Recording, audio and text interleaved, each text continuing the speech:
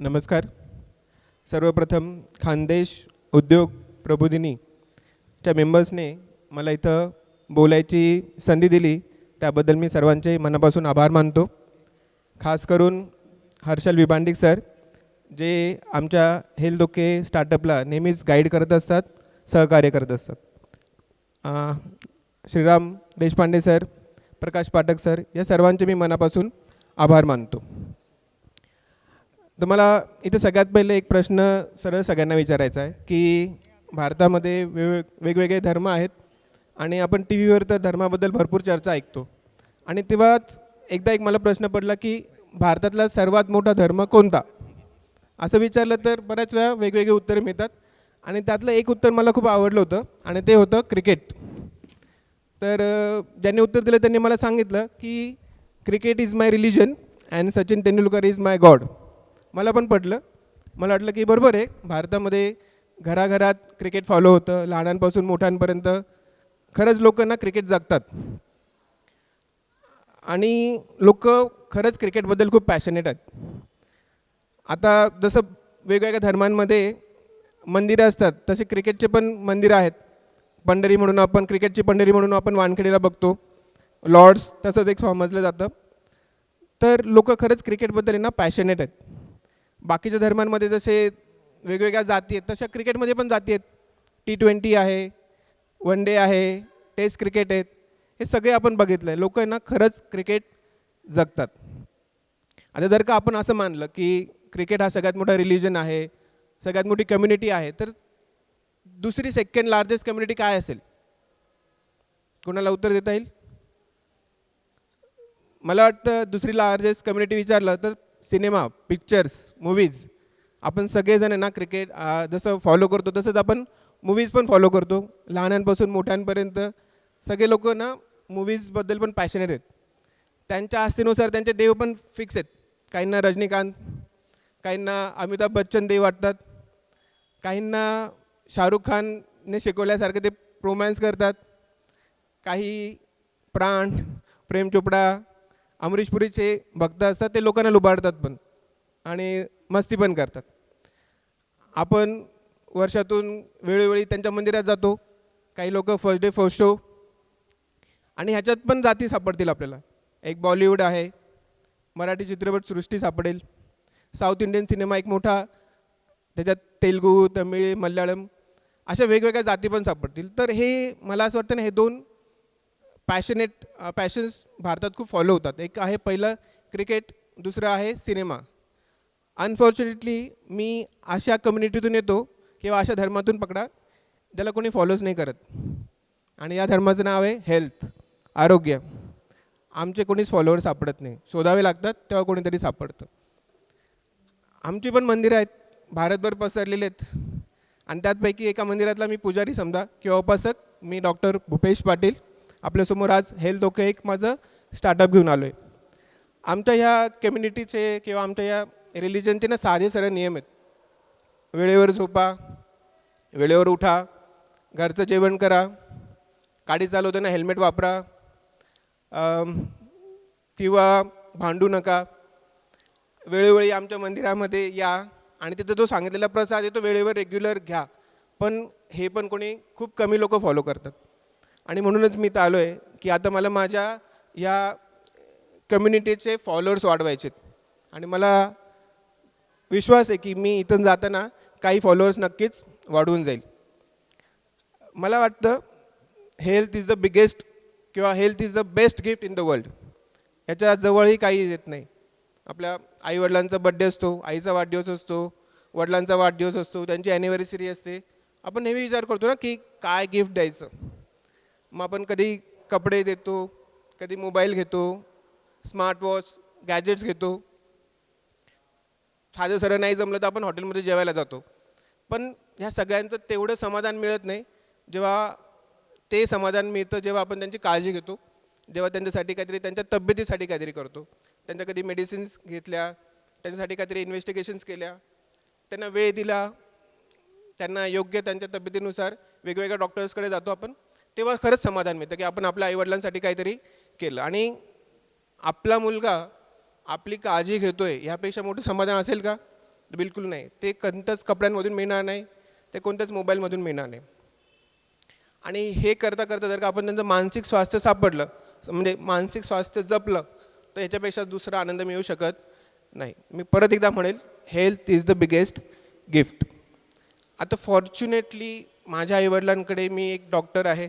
माझ्या आईवडिलांना एक उत्तम आरोग्य सेवा उपलब्ध आहे. पण भारतामध्ये बऱ्याचशा लोकांना ही आरोग्यसेवा उपलब्ध मिळत राहत नाही. जसं आपण शहरापासून गावाकडे जातो, रिमोट प्लेसेसमध्ये जातो, तिथं या उत्तम आरोग्य सेवेचा ना एक मोठा अभाव सापडतो. ऑथेंटिक डॉक्टर्स नसतात. जे डॉक्टर्स आहेत ते तेवढे ट्रेन नाही आहेत, ते सेटअप्स तेवढे रेडी नाही आहेत, तिथं योग्य त्या सोयी अवेलेबल नाही आहेत. आणि हे मला खास करून जाणवलं जेव्हा मी स्वतः मेडिकल प्रॅक्टिस सुरू करायला केली तेव्हा. आता मी मागच्या 8 वर्षापासून मेडिकल प्रॅक्टिस करतो आहे आणि दिसलं की शहरापासून जसं जसं आपण गावाकडे जातो तर योग्य म्हणजे एक आरोग्यसेवा कशी पाहिजे, स्टँडर्ड, एथिकल, एफिशियंट अशी असेल ती तरच. आणि मेन म्हणजे ही तुमच्या घराजवळ पाहिजे. आता विचार करा, एक आपण सिनारिओ इमॅजिन करू की एक कुटुंब आहे, रात्री 8-9 वाजले असतील, सगळ्यांची कामं चालू आहेत आणि अचानक त्या घरातल्या एक 60 वर्षाच्या आजोबांच्या छाती दुखायला लागेल. साहजिकच सगळे पॅनिक होणार. आता हळूहळू त्यांना ना दम लागतोय, श्वास घ्यायला त्रास होतोय, मे बी चक्कर येऊन पडू शकतात. आपण लवकरात लवकर त्यांना उचलणार आणि एका जवळच्या हॉस्पिटलमध्ये घेऊन जाणार. याच्यामध्ये 10-15 मिनटं जातील. ते 10-15 मिनटं त्या फॅमिलीसाठी सोपे नाही आहेत. तिथून त्या जवळच्या त्या दवाखान्यामध्ये ते जातील, मे बी तिथं ना तेवढ्या सगळ्या सोयी नसणार आहेत. एखाद्या दिवशी तिथं ECG नसेल, शुगर चेक होणार नाही. मग ते डॉक्टर साहजिकच सांगतात की असं करूया, आपण यांना ना ICUमध्ये घेऊन जाऊ. आणि तिथून आपण परत उठतो आणि ICUमध्ये घेऊन जातो. तिथं परत पोहोचत आपल्याला 15 मिनटं. एक विचार करा, 15 मिनटं ते 20 मिनटं किंवा अर्धा तास त्या फॅमिलीची काय अवस्था असेल. हे कधी जर का आपण धुळ्यात राहतो असू तर. आणि जर का हीच फॅमिली कुसुंबात असेल तर, लांबकणीत असेल तर, शिरपूर, नरडाणा, मुकटी ह्या गावापासून कोणताही चांगला दवाखाना किंवा मोठा ICU ऑलमोस्ट 1 तास आहे. आणि तो 1 तास त्या फॅमिलीसाठी खूप कठीण आहे. आपण जे इमॅजिन करतो आहे हे रोज घडतं आहे. रोज 10-15 गाड्या क्रिटिकल पेशंट घेऊन धुळ्यातल्या ICUमध्ये येतात. आणि हे भारतभर चालू आहे, आपल्या धुळ्यामध्ये नाही, सगळीकडेच. आणि हे आम्ही रोज बघतो. आणि म्हणूनच मी विचार केला की एक standard, ethical, efficient healthcare system पाहिजे, पण कुठे, आपल्या घराजवळ. तरच तिचा अर्थ आहे. माझ्या घरापासून जर का 50 किलोमीटरवर एखादा दवाखाना असेल, खूप चांगला आहे, मला नाही जमणार जायला. आणि हाच विचार करून आम्ही हेल्थ ओके हॉस्पिटल ही संकल्पना चालू केली. मग ह्या संकल्पनेमध्ये आम्ही करतो काय, हेल्थ ओके हॉस्पिटल्स. सर्वात पहिले जे ऑथेंटिक जेन्युइन डॉक्टर्स आहेत आपल्या शहरामध्ये, जवळच्या गावांमध्ये किंवा रिमोट प्लेसेसमध्ये, जे खास करून BMS डॉक्टर्स असतात, BHMS होमिओपॅथिक डॉक्टर्स असतात, खूप रेअरली MBBS डॉक्टर्स भेटतात. तर अशा जेन्युइन डॉक्टरसोबतच हेल्थ ओके असोसिएट होतं. त्यातल्या त्यात ज्या डॉक्टरांना वाटतं की मी अपडेटेड मेडिकल प्रॅक्टिससोबत असोसिएटेड राहायला पाहिजे, अपडेटेड पाहिजे आणि मला माझ्या पेशंटला उत्तम आरोग्यसेवा देता यायला पाहिजे, त्या डॉक्टरांसोबत आम्ही असोसिएट होऊन त्यांना ट्रेन करतो. मग हे ट्रेनिंग चालतं 6 महिने ते 8 महिने. कारण की ह्याच्यामध्ये आम्हाला अपेक्षा असते की आम्ही त्यांना वेगवेगळे लेक्चर्स द्यावे, प्रेझेंटेशन द्यावे, पॉवरपॉईंट प्रेझेंटेशन सांगावं, त्यांच्याशी डिस्कशन करावं. आमचं जी एक्सपर्टीज आहेत, जे कन्सल्टंट म्हणून माझ्याकडे जे एक्सपर्टीज, माझ्यासोबत अजून पण माझे डॉक्टर्स आहेत जे त्यात मदत करतात, तर एक्सपर्ट लोकांकडे जे एक्सपिरियन्स आहे, नॉलेज आहे, हे शेअरिंग करतो आम्ही आणि त्या डॉक्टरांना आम्ही अपग्रेड करतो. आणि हळूहळू त्यांचे मेडिकल जी आरोग्यसेवा ते देतात त्याची क्वालिटी इम्प्रूव्ह होते. आम्ही फक्त इथपर्यंतच थांबत नाही. हे जे 6 महिन्याचं 8 महिन्याचं जे सेशन्स आहे ते पुढेही चालू असतं आणि ते लाईफ लाँग चालू राहणार. As long as we are associated with those doctors, हे ट्रेनिंग सेशन चालूच राहणार आहेत. आणि इव्हेंच्युअली ह्या डॉक्टरांचा कॉन्फिडन्स वाढतो. ती ज्याही प्रकारची मेडिकल केअर देतात त्याची क्वालिटी खूप वाढते. मग आम्ही फक्त ट्रेन करून थांबत नाही, आम्ही त्यांचे सेंटर्स पण अपग्रेड करतो. तिथं जे योग्य उपकरणं लागतील, समजा साध्या भाषेत मी तुम्हाला समजवलं तर ECG मशीन्स असतील, काही मॉनिटर्स असतात, कधी कधी मोजायचे मशीन्स असतात, एक बेटर लॅब बॅकअप आम्ही त्यांना देतो. या सगळ्या गोष्टी आम्ही त्यांना देतो. ओके, सो आम्ही त्यांना ट्रेन करतो आहे, त्यांचं सेटअप पण अपग्रेड करतो आहे. आम्ही इथंच थांबत नाही, आम्ही त्यांना 24 तास एक एक्सपर्ट बॅकअप पण देतो. म्हणजे ह्या डॉक्टरांकडे यदा कदाचित जर का कोणी रात्री अपरात्री, सकाळी, पहाटे, दुपारी कोणताही क्रिटिकल पेशंट आला, इमर्जन्सी कधीही येऊ शकते आणि त्या इमर्जन्सीच्या वेळेला ते कधीही आमच्यासारख्या एक्सपर्ट डॉक्टरांशी 24 तास बोलू शकतात. आता टेक्नॉलॉजी इतकी अवेलेबल आहे की मी directly patient to patient connect करू शकतो, मी त्यांना बघू शकतो. आम्ही याच्यात फिजिकल एक्झामिनेशन बायपास नाही करत, कारण की जेव्हा आम्ही त्या डॉक्टरांसोबत टीम फॉर्म करतो तर आम्हाला खात्री आहे की हे डॉक्टर उत्तमरित्या पेशंट बघतायत. सो ही टीम आधीच तयार आहे आणि आता ही नवीन चॅलेंजेस ॲक्सेप्ट करण्यासाठी पण तयार असते. सो आम्ही त्या डॉक्टरांना ट्रेन करतो आहे, त्यांचे सेटअप्स अपग्रेड करतो आहे, ॲट द सेम टाईम त्यांना आम्ही 24 तास बॅकअपही देतो आहे आणि त्याचा आम्हाला फायदा दिसतो आहे. एक उदाहरण द्यायचं सांगितलं तर आमच्या एका सेंटर जे जवळच्याच आपल्या गावामध्ये आहे, तिथं आहे ना 3 महिन्यापूर्वी एक डेंग्यूची साथ आली होती. 150-200 पेशंट तपासणे, पहिले तर आम्ही डायग्नोज करू शकलो, याचं आमचं यश. बऱ्याच वेळ हे पेशंट डायग्नोजच होत नव्हते. मग ते 150-200 पेशंट्सपैकी ऑलमोस्ट 90% पेशंट जास्त तिथंच त्याच गावात मॅनेज झाले.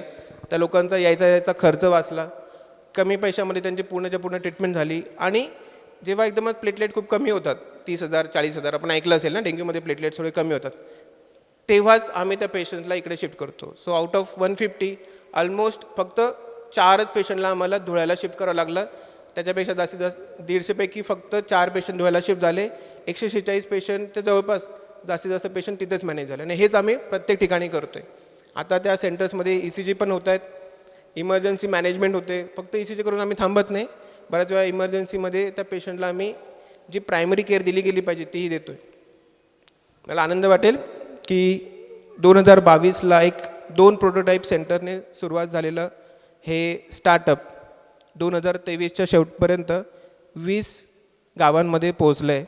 आमचे 20 सेंटर्स आहेत. मी एकटा माझ्या OPDमध्ये जास्तीत जास्त 50 पेशंट बघणार, पण या 20 सेंटर्समध्ये ऑन एन ॲव्हरेज आम्ही रोज 1,500 पेशंट्सपर्यंत सेवा पुरवतो आहे. त्यांची क्वालिटी ऑफ केअर वाढलेली आहे आणि ह्याच्यात सगळ्यात खुश आहेत आमच्यासोबत असोसिएट झालेले डॉक्टर्स. ते मला म्हणतात की सर आम्ही प्रॅक्टिस आधी पण करायचो, पण आता जे समाधान मिळतं ते समाधान काहीतरी वेगळंच आहे. आम्हाला गॅरंटी असते की आम्ही आमच्या पेशंटला पूर्ण न्याय दिला.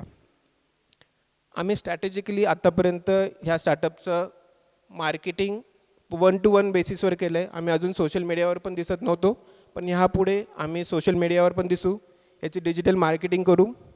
आम्ही 2 ॲप्स पण डेव्हलप करतो आहे. त्यातलं पहिलं ॲप आहे हेल्थ ओके. हे अँड्रॉईडवर अवेलेबल आहे आणि ते तुम्हाला सगळ्यांना आता डाउनलोडही करता येईल. हेल्थ ओके हे खास करून जनरल पब्लिकसाठी असणार आहे, ज्याच्यात तुम्ही तुमची हेल्थ प्रोफाईल बनवू शकतात. हेल्थ प्रोफाईल म्हणजे काय?